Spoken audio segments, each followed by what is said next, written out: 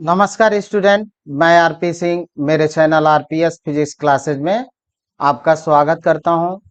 आज चैप्टर 2 का electric potential and capacitance का एक topic dielectric and polarisation of dielectric क्या होता है वो हमको देखना है।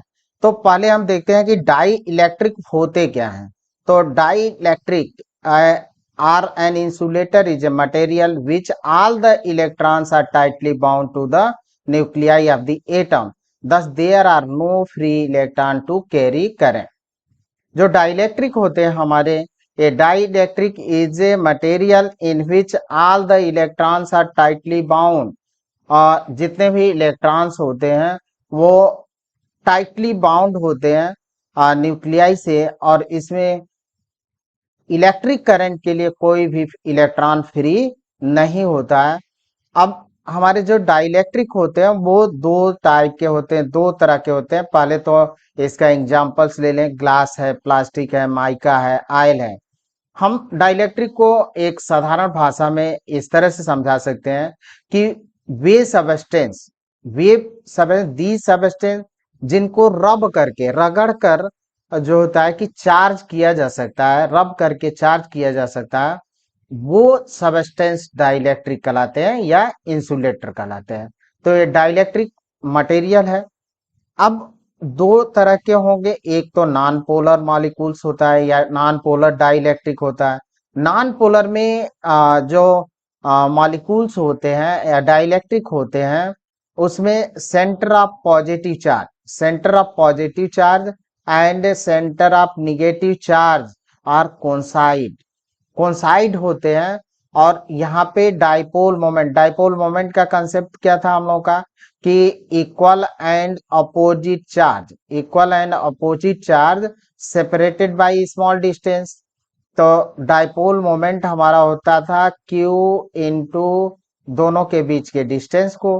तो ये डाइपोल मोमेंट था। तो ये क्या कर रहे हैं कि नॉन पोलर मॉलिक्यूल में centre of positive charge and centre of negative charge are coincide होता है। अब ये non polar molecule is one in which the centre of gravity of positive charge coincide with the centre of gravity of negative charge. तो ये coincide होते हैं। Dipole moment P equal to 0, इनका dipole moment होगा वो 0 होगा। अब आते हैं molecule having a symmetrical structure are non polar.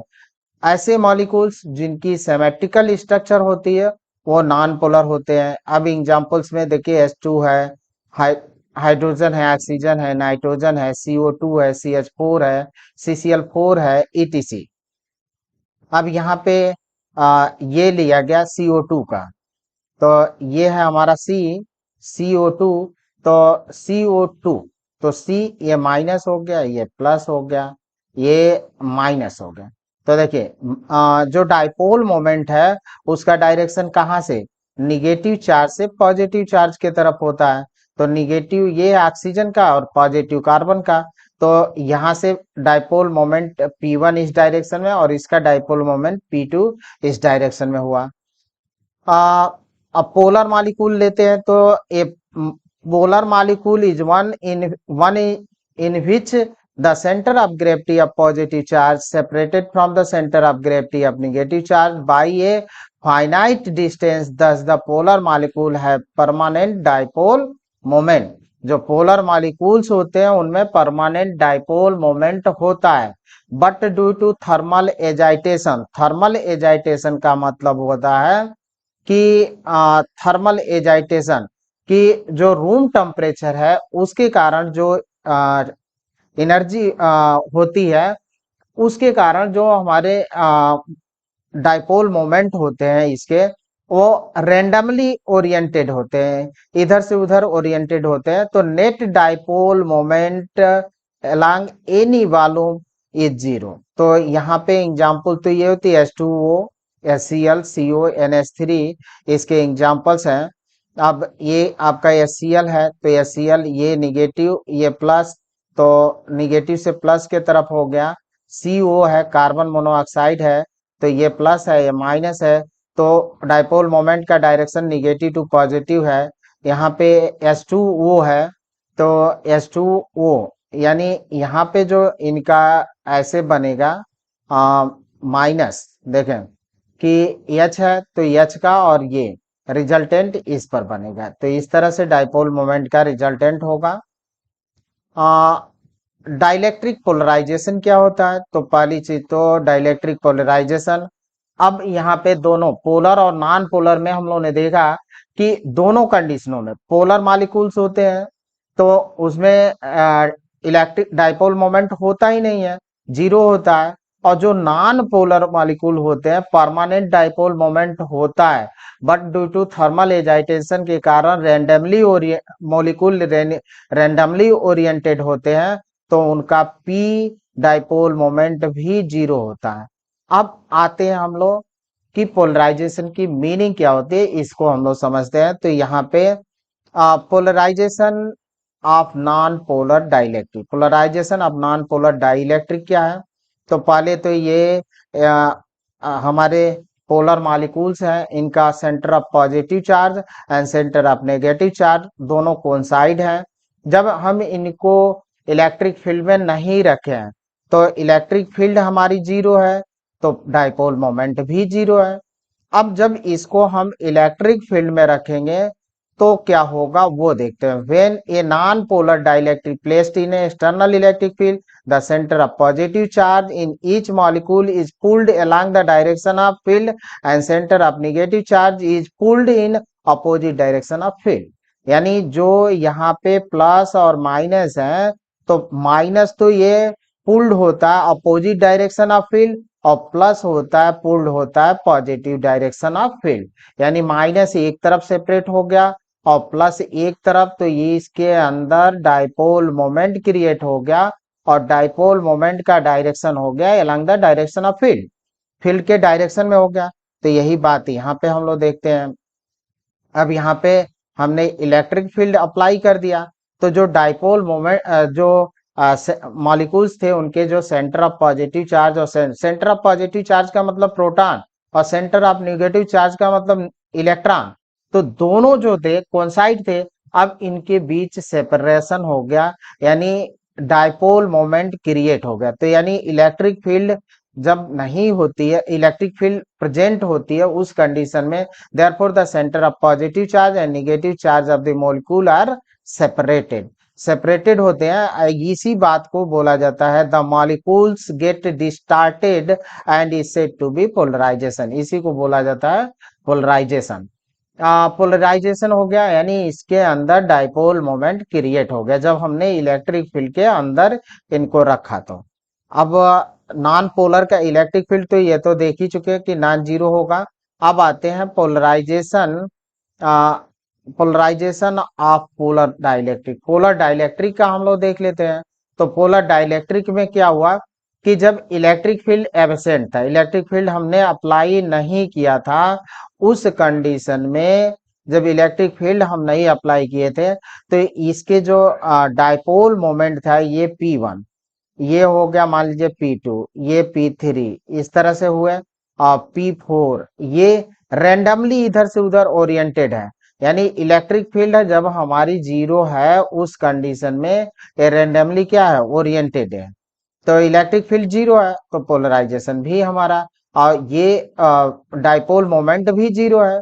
जब इसी को हम एक्सटर्नल इलेक्ट्रिक फील्ड में रखेंगे तो जब E zero due to thermal excitation dipole moment of different molecule are randomly oriented so the total dipole moment is zero. यानी electric field अगर नहीं है, in the absence of electric field, तो due to thermal excitation dipole moment of different molecule are randomly oriented, जो ये dipole moment है randomly अनियमित रूप से इधर से उधर ओरिएंटेड होते हैं। Therefore so the total dipole moment is zero, तो टोटल डाइपोल मोमेंट क्या होगा, जीरो होगा। अब इसको हम रखेंगे कहाँ, इलेक्ट्रिक फील्ड में रखेंगे। तो इलेक्ट्रिक फील्ड में जब रखे तो जितने भी क्या कहते हैं ये डाइपोल हैं उन पर टार्क एक्ट करने लगा और वो टार्क इनको अलाइन करता है along the direction of field, field के डायरेक्शन में अलाइन कर दिया और नेट डाइपोल मोमेंट के लिए क्रिएट हो गया। तो यहाँ पे in the presence of electric field the dipole moment of different molecule tend to align with the field as the result net dipole moment in the direction of field, यानी direction of field में net dipole moment create हो गया। ये हमारा था polar के condition में। अब क्या होता है देखिए, in the presence of electric field both polar and non polar molecule develop the net pole dipole moment called polarization of dielectric. इसी को बोलते हैं पोलराइजेशन ऑफ डाइलेक्ट्रिक। यानी जब हम पोलर और नॉन पोलर कोई भी हो, बोथ में से किसी को भी जब हम इलेक्ट्रिक फील्ड में रखते हैं तो जो डाइपोल मोमेंट होता है डेवलप हो जाता है, नेट डाइपोल मोमेंट डेवलप होता है, उसी को बोलते हैं पोलराइजेशन ऑफ डाइलेक्ट्रिक। ये हमारा पोलराइजेशन ऑफ डाइलेक्ट्रिक हो गया। अब इसी बात को यहाँ पे देखते हैं कि हमारे पास एक प्लेट है प्लस चार्ज और इधर माइनस है। अब इन प्लेटों के बीच में हम रख देते हैं किसको, डाइलेक्ट्रिक मटेरियल। तो डाइलेक्ट्रिक मटेरियल रखे, तो जो इनके प्लेटों के बीच रखे हैं तो जो निगेटिव चार्ज था वो किस तरफ, पॉजिटिव प्लेट की ओर अट्रैक्ट हो गया, और पॉजिटिव चार्ज जो था वो निगेटिव प्लेट की तरफ अट्रैक्ट हो गया। तो ये जो चार्ज थे हमारे ऐसे थे जिनके सेंटर ऑफ पॉजिटिव चार्ज और निगेटिव चार्ज कोइंसाइड थे, वो क्या हो गए, डिस्प्लेस्ड हो गए इधर से उधर। अब इस पॉजिटिव प्लेट के सामने एक निगेटिव चार्ज एक्युमुलेट हो गया और निगेटिव प्लेट के सामने एक पॉजिटिव चार्ज एक्युमुलेट हो गए। तो इसको हम ऐसे ले सकते हैं कि देखिए, इस साइड में निगेटिव हो गया और ये साइड पॉजिटिव हो गया। तो निगेटिव हो गया तो पहले तो इलेक्ट्रिक फील्ड हमारी किधर थी, पॉजिटिव से निगेटिव की तरफ, तो पॉजिटिव के से निगेटिव की तरफ इलेक्ट्रिक थी। अब इलेक्ट्रिक फील्ड क्या हो गई, इस निगेटिव एंड पर, यहाँ पे तो निगेटिव एंड बन गया, यहाँ पॉजिटिव, तो अगेन इलेक्ट्रिक फील्ड प्रोड्यूस हो गई in opposite direction of original field. यानी ओरिजिनल फील्ड को ये क्या करती है, जो इंड्यूस चार्ज होते हैं उनके कारण जो इलेक्ट्रिक फील्ड होती है वो हमारी रिड्यूस हो जाती है। तो यहाँ पे आते हैं, देखें कि ये एंड हमारा पॉजिटिव चार्ज हो गया, ये हमारा ये निगेटिव चार्ज हो गया और यहाँ पे पॉजिटिव चार्ज आ गए। यानी जब डाइपोल को हमने इलेक्ट्रिक फील्ड में प्लेस्ड किया तो जो उसके निगेटिव चार्ज थे पॉजिटिव प्लेट की तरफ अट्रैक्ट हो गए और पॉजिटिव चार्ज थे वो निगेटिव प्लेट की तरफ अट्रैक्ट हो गए। अब पहले इलेक्ट्रिक फील्ड का डायरेक्शन हमारा पॉजिटिव से निगेटिव के तरफ था। अब जो पोलराइजेशन के कारण इलेक्ट्रिक फील्ड प्रोड्यूस हुई उसका डायरेक्शन ओरिजिनल इलेक्ट्रिक फील्ड के अपोजिट हुआ। ये बोलते हैं surface charge density due to polarize charge के कारण, और ये पॉजिटिव चार्ज हो गया। अब ये ओरिजिनल इलेक्ट्रिक फील्ड है और ये हमारा पोलराइज इलेक्ट्रिक फील्ड, तो ये बच गया हमारा मूल रिजल्टेंट इलेक्ट्रिक फील्ड। तो रिजल्टेंट देखिए, ओरिजिनल रिजल्टेंट इलेक्ट्रिक फील्ड जो बची वो हो गई हमारी original electric field minus polarize electric field, क्योंकि जो पोलराइज इलेक्ट्रिक फील्ड है वो ओरिजिनल इलेक्ट्रिक फील्ड को क्या कर रही है, अपोज कर रही है। तो ये हमारा हुआ। अब यहाँ से ये कह सकते हैं कि पहली चीज तो आप देखें कि जब हम किसी कंडक्टर को एक्सटर्नल इलेक्ट्रिक फील्ड में रखते हैं तो जो उनके अंदर इलेक्ट्रिक फील्ड प्रोड्यूस होती है वो ओरिजिनल इलेक्ट्रिक फील्ड को बराबर हो जाती है। मतलब इलेक्ट्रिक फील्ड अंदर उसके कंडक्टर के अंदर मटेरियल के अंदर इलेक्ट्रिक फील्ड 0 हो जाती है। लेकिन अगर यही काम जब हम एक्सटर्नल इलेक्ट्रिक फील्ड में किसी डाइलेक्ट्रिक मटेरियल को रखते हैं तो इलेक्ट्रिक फील्ड गायब नहीं होती है, डिसअपियर नहीं होती है, बल्कि जो हमारी ओरिजिनल इलेक्ट्रिक फील्ड है वो क्या होती है, रिड्यूस हो जाती है। यानी पोलराइजेशन ने इलेक्ट्रिक फील्ड को क्या किया, रिड्यूस कर दिया। तो E equal to E0 minus EP, यानी ये रिजल्टेंट इलेक्ट्रिक फील्ड हुआ इन मटेरियल, डाइलेक्ट्रिक मटेरियल में, और ये हमारा ओरिजिनल इलेक्ट्रिक फील्ड है और ये पोलराइज इलेक्ट्रिक फील्ड है। अब इससे कुछ परिभाषाएं हम लोग देख लेते हैं। रिड्यूस फील्ड इन ए डाइलेक्ट्रिक, तो फील्ड क्या होता है, डाइलेक्ट्रिक में रिड्यूस हो जाता है और ये होता है E equal to E0 minus EP। Polarization vector क्या होता है, तो पोलराइजेशन वेक्टर है हमारा in an external electric field the induced dipole moment develop per unit volume in dielectric called polarization vector. इसी को बोलते हैं polarization vector. In an external electric field the induced dipole moment developed per unit volume in dielectric called polarization vector. इसको हम लोग बोलते हैं polarization vector. तो the external electric field induced dipole moment develop per unit वालों, जो induced dipole moment develop हो रहा है पर यूनिट वालों, वही कहलाता है हमारा डाइलेक्ट्रिक कांस्टेंट। तो इसको हम polarization P equal to dipole moment अगर है कहीं निगेटिव चार्ज है और पॉजिटिव चार्ज है, यहाँ पे निगेटिव ले लें, यहाँ पे पॉजिटिव, तो निगेटिव चार्ज और पॉजिटिव चार्ज जो होता है P डाइपोल मोमेंट हुआ और ये लेंथ हो गई L हमारी, तो P इक्वल टू कितना हुआ Q इंटू L। तो P equal to Q into L हुआ। अब यहाँ से P equal to dipole moment, यही डिफिनीशन था, dipole moment develop per unit volume. तो वॉल्यूम ये हो गया, अगर मटेरियल की एरिया ये हो, लेंथ L हो, तो वॉल्यूम हो जाएगा। इसके जगह पर Q और ये L से L कैंसिल कर दें तो Q बाई ए, यानी Q by A equal to ये इसको बोलते हैं सरफेस चार्ज डेंसिटी भी कहलाता है, तो Q बाई ए, यही हमारा पोलराइजेशन वेक्टर कहलाता है। अब डाइलेक्ट्रिक कांस्टेंट क्या होता है, तो dielectric constant the ratio of original electric field to reduce electric field is called dielectric constant या रिलेटिव परमिटिविटी। इसको बोलते हैं रिलेटिव, यानी जो इलेक्ट्रिक फील्ड रिड्यूस हो गई है और जो ओरिजिनल इलेक्ट्रिक फील्ड है उसके रेशियो को बोला जाता है डाइलेक्ट्रिक कांस्टेंट। तो K equal to E0 upon E, ये हमारा रिड्यूस इलेक्ट्रिक फील्ड है, यानी E0 माइनस EP। यानी ये कह दें कि original electric field and resultant electric field के रेशियो को बोलते हैं डाइलेक्ट्रिक कांस्टेंट या रिलेटिव परमिटिविटी। इलेक्ट्रिक ससेप्टिबिलिटी क्या होती है, तो ये देखा गया कि अगर हमारा इलेक्ट्रिक फील्ड हाई ना हो, बहुत ज्यादा ना हाई हो, बहुत ज्यादा लार्ज ना हो, तो उस कंडीशन में जो पोलराइजेशन वेक्टर होता है वो डायरेक्टली प्रोपोर्शनल होता है इलेक्ट्रिक फील्ड के। तो polarization vector is directly proportional to electric field. जब ये इलेक्ट्रिक फील्ड हमारी हाई ना हो, लार्ज ना हो, तो P इक्वल टू ये इक्वल करें तो इप्सिलॉन 0 साई ई एक कांस्टेंट है और इसी को बोलते हैं इलेक्ट्रिकल ससेप्टिबिलिटी, और ये मटेरियल के नेचर को डिस्क्राइब करता है। तो x psi equal to x P upon epsilon 0 E। Psi describe the electric behaviour of a dielectric. तो जो हमारा साई है वो इलेक्ट्रिक, एक्स नहीं है, एक्स से थोड़ा सा हटकर है, ये ऐसे बनाया जाता है साई, इसको बोलते हैं साई, CHI, साई कहते हैं इसको।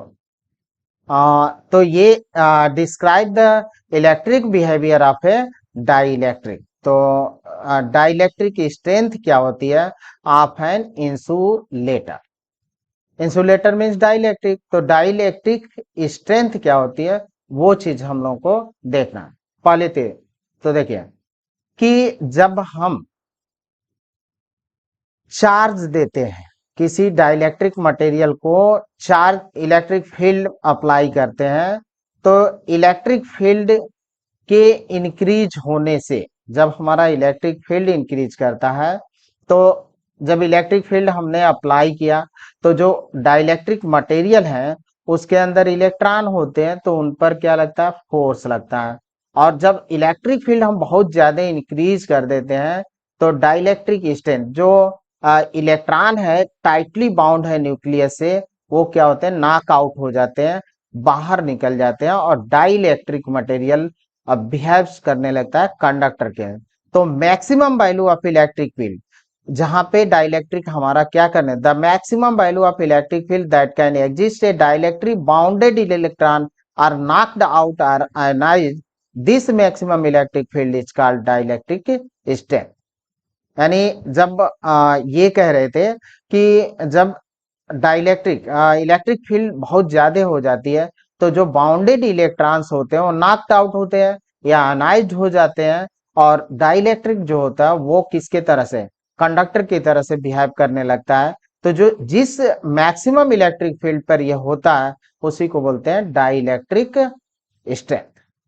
तो ये था हमारा टॉपिक। Thank you student. अगर वीडियो अच्छी है तो लाइक करें, कमेंट करें, शेयर करें और मेरे चैनल को सब्सक्राइब भी करें। धन्यवाद।